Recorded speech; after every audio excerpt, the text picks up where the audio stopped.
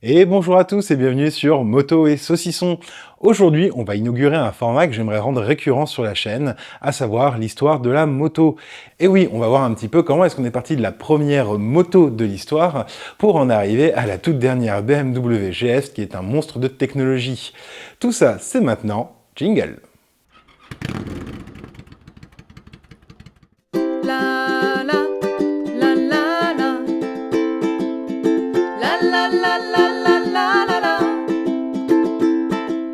la la la la la la la la la la la.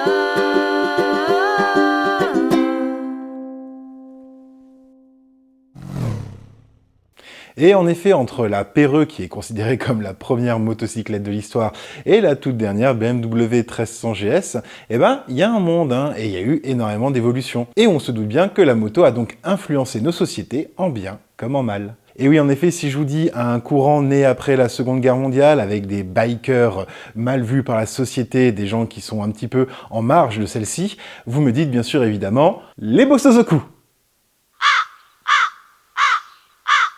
Et oui, c'est un courant qui, à l'image des Hells Angels aux États-Unis, a traversé le Japon. En effet, il s'agit d'un courant qui est né quasiment en même temps et quasiment pour les mêmes causes que ceux des États-Unis, au pays du soleil levant. Et donc, on va parler aujourd'hui de ces mauvais garçons qui ont défrayé la chronique pendant plus de 40 ans au Japon.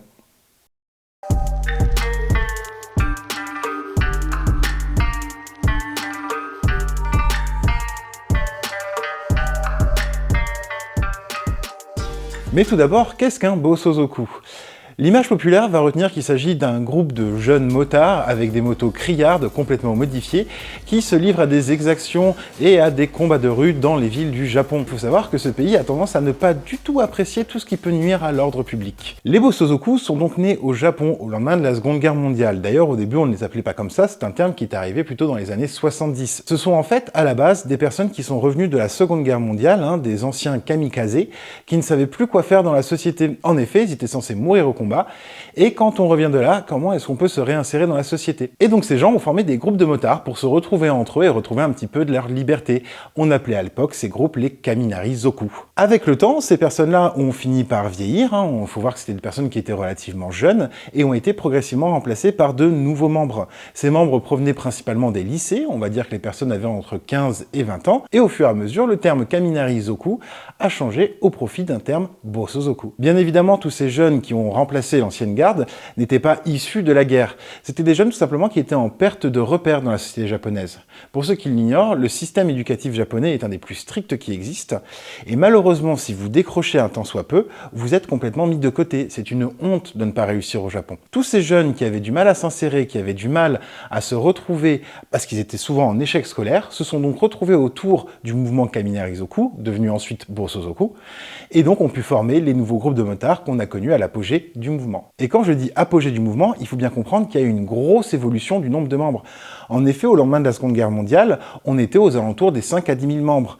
En 1970-80, on approchait les 45 000 membres, avec un nombre de groupes assez élevé et une organisation pyramidale un peu à l'image d'un autre groupe de mauvais garçons très célèbre au Japon, les Yakuza. D'ailleurs, on verra un petit peu plus tard dans la vidéo qu'il existe des liens entre les Bosozoku et les Yakuza, tout simplement parce que les premiers étaient en général l'école de formation des seconds. Mais il y a une chose qu'il faut bien comprendre, au Japon, les gangs ont posé de gros problèmes, de tellement gros problèmes que le Japon a été obligé de prendre des mesures et de mettre en place des lois spécifiques anti-gang dans les années 2000. Et il ne faut pas prendre ça à la légère, on parlait de règlement de compte à l'arme à feu, ce qui est extrêmement rare au Japon, ou à l'arme blanche, avec des populations qui étaient entre guillemets terrorisées et qui étaient pris en otage parfois par ces groupes. Les Bosozoku ne font pas exception à ça. Et oui, comme à la base ils étaient des opprimés de cette société, leur réaction a été la plus logique, c'est-à-dire qu'ils ont fait l'opposé de ce qu'attendait la société japonaise. Vous aviez donc d'un côté le salaryman avec son costume très propre sur lui, qui ne fait pas de bruit, qui est gentil avec tout le monde, et de l'autre côté les Bosozoku, qui eux étaient tout l'opposé, à se battre dans la rue, à faire énormément de bruit et à faire de gigantesques processions dans les villes, bloquant la circulation et dégradant souvent les lieux publics.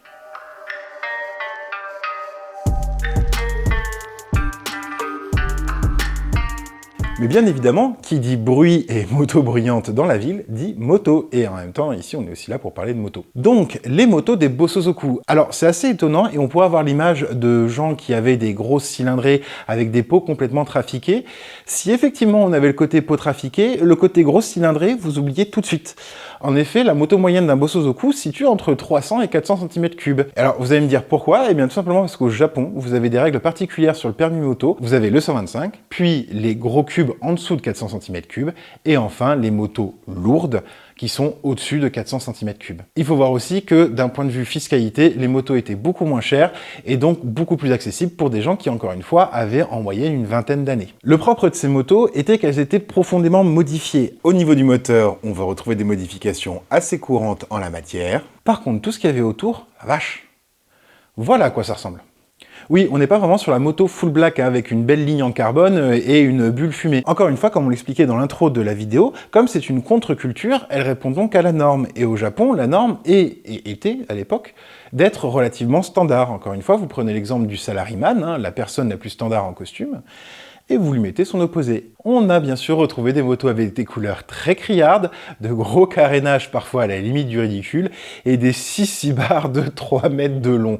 C'était assez particulier, moi je trouve personnellement que l'esthétique est assez sympa, mais j'irai pas rouler avec ça, surtout pas aujourd'hui. Un point qui était aussi très important, avant de rentrer plus dans le détail sur les motos qu'ils utilisaient, c'est que ces motos étaient surtout japonaises. C'est un peu compliqué d'avoir des infos fiables là-dessus, et les sources diffèrent énormément, mais dans la mesure où ces groupes de délinquants étaient descendants d'anciens combattants du Japon, il y a quand même une grosse partie structurante dans le groupe qui était le respect du pays. Certains groupes se sont même illustrés par des actes profondément racistes. Donc il est assez normal de voir que dans les motos principales utilisées par ces groupes-là, il n'y avait que des japonaises. Un peu comme si aujourd'hui un gangster était content de rouler sur un scooter électrique Peugeot. Pour parler un peu plus en précision des motos qu'ils utilisaient, c'était donc des petits roadsters de 400 cm3 japonais.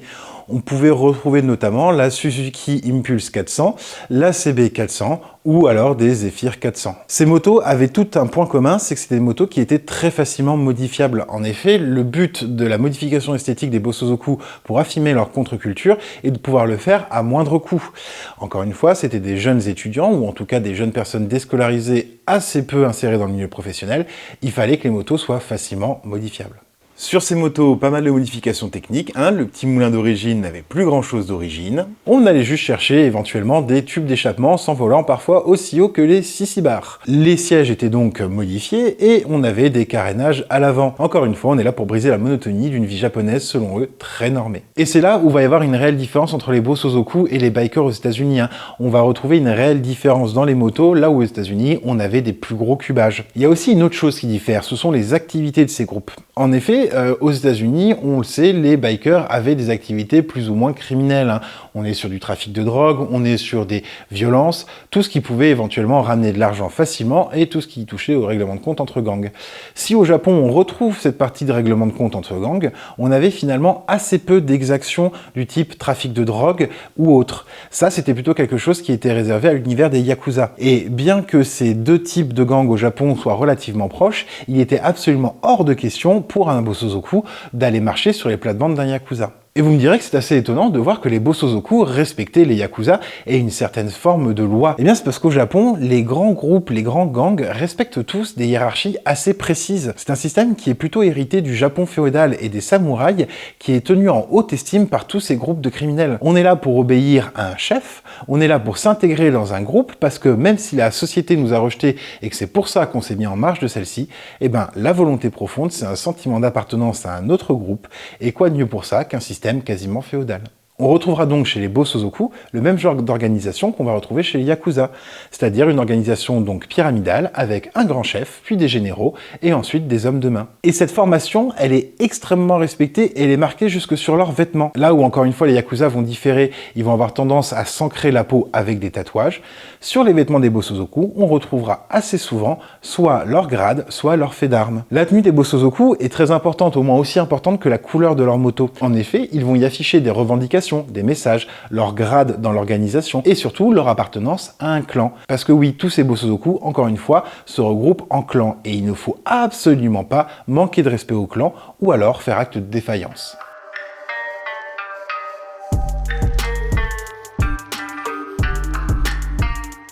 Et on en arrive donc à la déchéance de ces groupes-là. Au Japon, après les années 90 qui ont été assez meurtriers justement pour les civils, donc les personnes en dehors de ces gros clans Yakuza et Bosozoku, eh ben, le gouvernement japonais a décidé de prendre des mesures drastiques. Comment est-ce qu'ils ont fait, vous allez me dire, pour réussir à éliminer toute cette délinquance? Eh ben, ils ont forcé les Yakuza à avoir pignon sur rue. Tout simplement, vous étiez obligé de vous déclarer quand vous étiez un Yakuza et vous perdiez quasiment tous vos droits civiques. Cette fin de l'âge d'or des gangs au Japon a entraîné aussi la chute des Bosozoku. De moins en moins de jeunes étaient attirés par ça et en même temps on avait des lois de plus en plus strictes. Finalement, les Bosozoku, qui étaient arrivés à un nombre de quasiment 45 000 membres dans les années 80, ont fini par péricliter et tout simplement disparaître d'eux-mêmes. Il y a une chose qui est quand même importante à noter, c'est l'image des Bosozoku dans la culture populaire. Un des plus célèbres qu'on pourrait nommer, c'est tout simplement le Great Teacher Onizuka, le héros de la série GTO, qui est complètement l'archétype du Bosozoku. Mais on retrouvera aussi dans énormément de mangas et de Japanimation des personnages qui vont avoir les mêmes codes vestimentaires que ces groupes de motards. Vous en retrouvez dans Yu Yu Hakusho, ou même dans Hunter x Hunter. Et plus récemment, une excellente série est parue autour de ce milieu-là, il s'agit des Tokyo Revengers, où là on est vraiment clairement, complètement dans les groupes de Bosozoku.